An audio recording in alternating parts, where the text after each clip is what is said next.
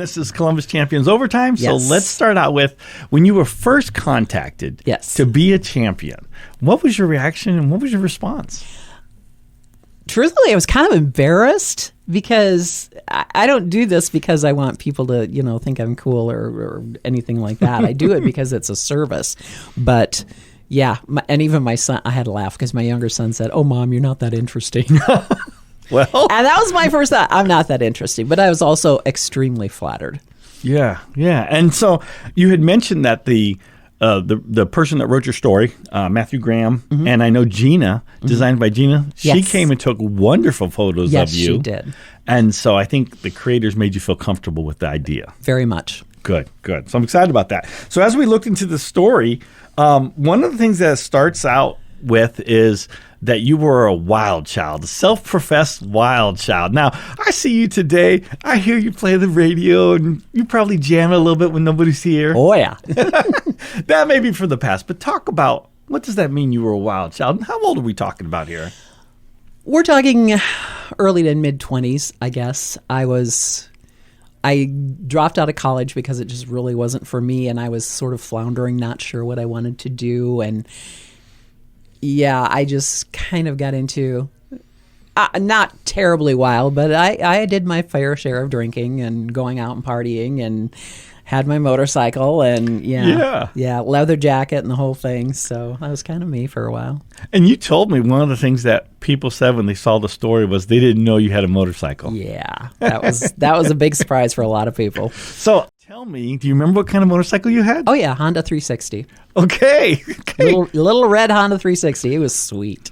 All right. So as a motorcycle rider, you had told the story, you started out by sharing the story about an accident you had. And I think you said you hit a pole. So as a rider, how did that come up? Do you remember the details of that? Oh, yeah. I was riding through, I don't know if you know where Cedar Falls, Waterloo is in Iowa. Yeah, okay. I was riding through Waterloo, and I was in a part of town I really wasn't terribly familiar with, and it was dusk, so it was getting kind of hard to see. And I thought the road went straight. It didn't. It curved, so I actually jumped the curb, flew off the bike, and hit headfirst into the light pole. So if I wouldn't have been wearing a helmet, I wouldn't have made it. So that's kind of how that happened. I think that's a great testimony for helmets. Yes. And I should give a PSA for all people who want to be riders. There are safety classes that you should take before you get your license. But anyway, as a rider, I could see how that could happen. If you're not quite paying attention at the right time, you can go off the road. So that happened. But that led to what I think was a very romantic story about you and your now husband. Yes. And so you said that when you had the accident, somebody stopped you. Right. I actually passed out, and I was laying in the parking lot, and a trucker who happened to be, it was like by a convenience store, and a trucker came over, and I came to, and he said, "Can I call somebody? Can I get you to the hospital?" And I was like, let me just call my friend because I know he'll come. And I hadn't known Mark that long, but I just knew that's the kind of person he was. He was the most stand-up guy I'd ever met. And so I called him, and he did. He just dropped what he was doing, came and got me. And it was funny because there was a cop there, too. There was a police officer who stopped and wanted to see what was going on. And so he got me into the front of his Squad car, and I'd never been in one before. And I'm digging through his stuff, looking, and he's just like, "You have got to be a concussed because you are so weird right now." So anyway, Mark came and got me, and he took one look at me. And he goes, "Get in the car," because my face was pretty messed up. And you said that. And first, I made him go in and buy me a Coke because I needed some. I said, "All I can taste is blood," and so he went in and got me a Coke, and then we went to the hospital. So he did take you to the hospital first. Yes. Thank goodness. Yes. And then you said he was also there for you during your rehab. Now, before we do that part, I got to go back a second.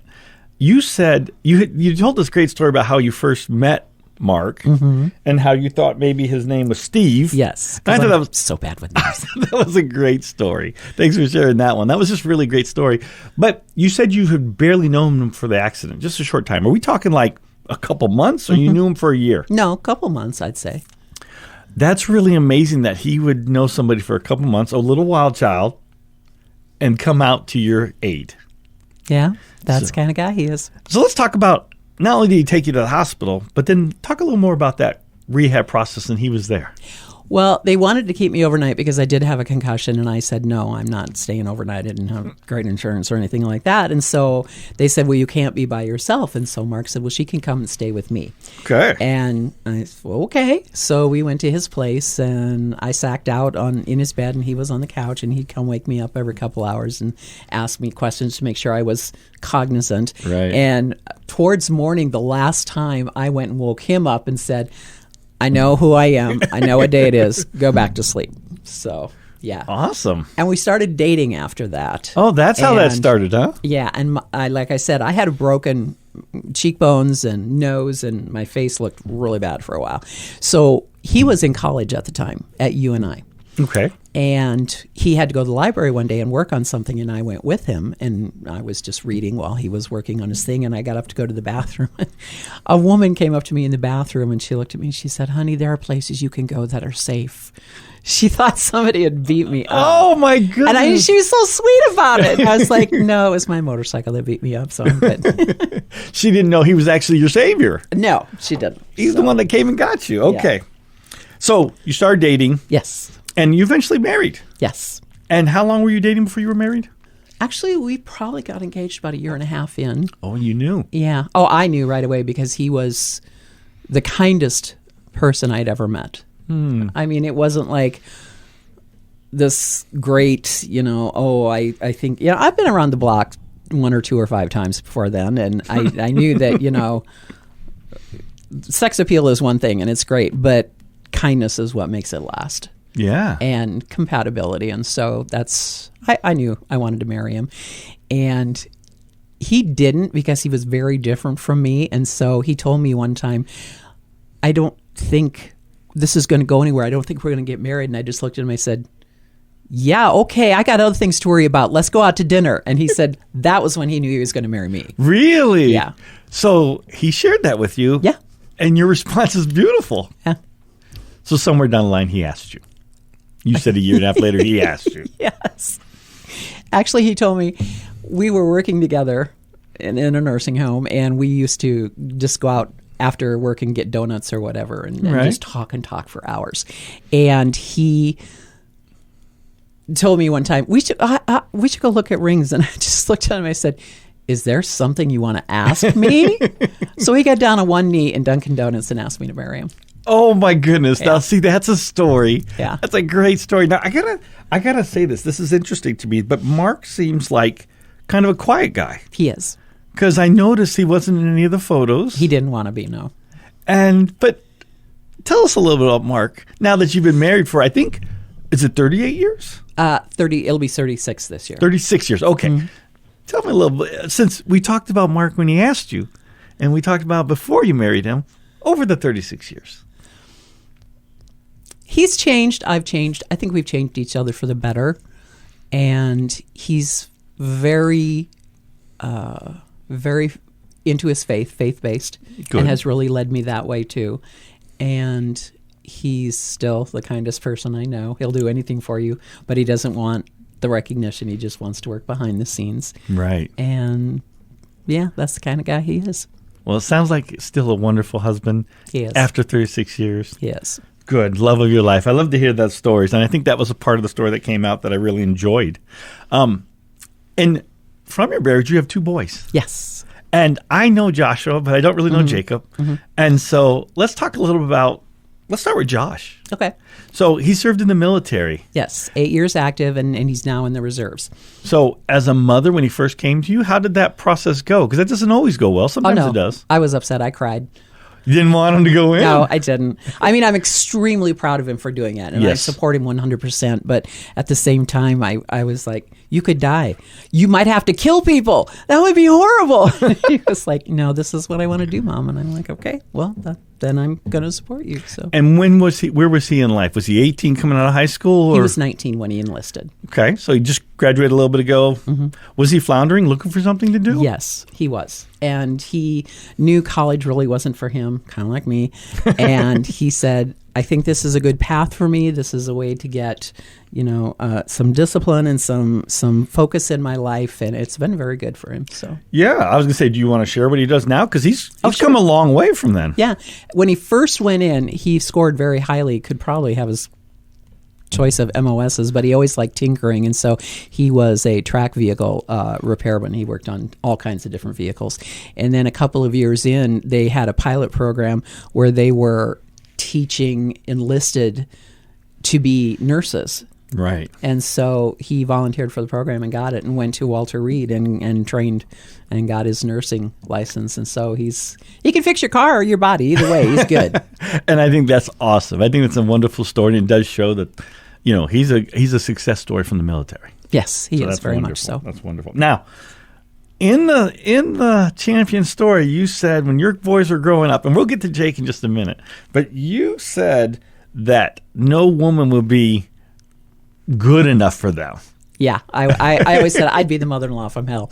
But he brought Megan home, and I'm so blessed to have her as my daughter-in-law. She's amazing, and she's so simple and down to earth, and she's very smart, and she's the best mother I've ever seen, and she's a great wife, and she's just, I am in awe of her. She's amazing, and I love her like my own. So. And that's wonderful. So my mother has a wonderful relationship with my wife. Do you two have a relationship outside of being your daughter-in-law? Just you two? We'd like to play games and stuff, yeah, and see movies, and yeah, so I do. You hang out with her a little bit, okay. And if I understand correctly, they have 3 children. So you were a grandma. Yes. 3 times. Which I love. I love being a grandma. I know you do. So they're amazing. So Megan comes in the family. That's working out great. Let's talk about Jake. Jake is my younger son. He's 4 years younger. He just turned 30 last Sunday. Mm-hmm. And happy birthday, Jake. Yes. And as he was going through his late teens, there was changes going on, and it turns out he has paranoid schizophrenia. Right. So he has always been pretty upfront about it, and wants to, he doesn't think it's anything to be ashamed of or that you have to hide, which I'm very proud of him for that. And absolutely. He does very well as far as advocating for himself and, managing it the best that he can. And he's my hero. I'm just incredibly proud of him. So I will tell you, and we've talked about this before.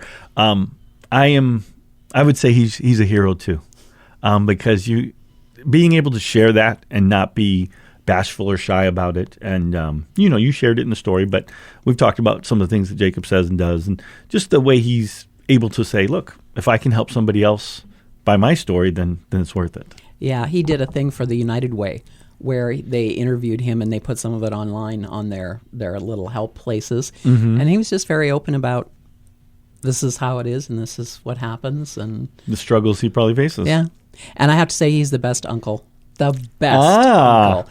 When Ella was little, she would dress him up in a tutu and put a crown on his head. And he was down with it. He was cool with it. So, yeah. Sorry, I didn't mean to yell so loud that's good. Into the mic, but that's funny to hear. But uncles are good to have. Yeah. So that's wonderful. So let's talk about your relationship, kind of wrap up with the relationship you have with Sandy. Oh, Sandy Fisher, I love her. She's an amazing woman. I should nominate her for champions. Yeah? I'm just going to say. I met Sandy working here, and she taught me so much about how to talk to people, how to interview people, how to bring them into a place where they're comfortable. Mm-hmm. And she has always been somebody I would love to be when I grow up, if that makes sense. She is so passionate about her community and her family and how she can make it better, and she volunteers for everything, and she's a very remarkable person.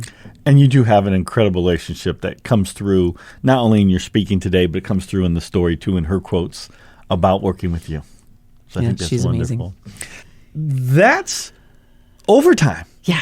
Those are the questions. Okay. Well, there we go. You did well.